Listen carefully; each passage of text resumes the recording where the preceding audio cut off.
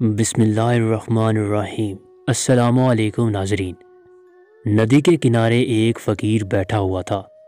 وہاں سے ایک آدمی کا گزر ہوا تو اس نے اس فقیر سے پوچھا کہ جناب کس کے انتظار میں ہیں؟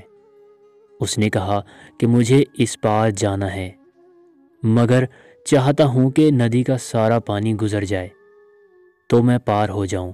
سننے والے نے زوردار کہکا لگاتے ہوئے کہا کہ جناب یہاں بیٹھے آپ کی ساری زندگی تو ختم ہو سکتی ہے، مگر ندی کا سارا پانی ختم نہیں ہو سکتا۔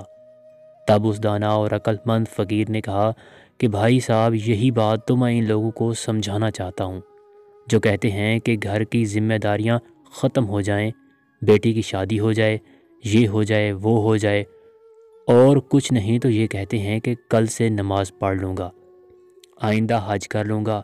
بھائیو، زندگی ختم ہو جائے گی مگر زندگی کے مسائل ختم نہیں ہوں گے۔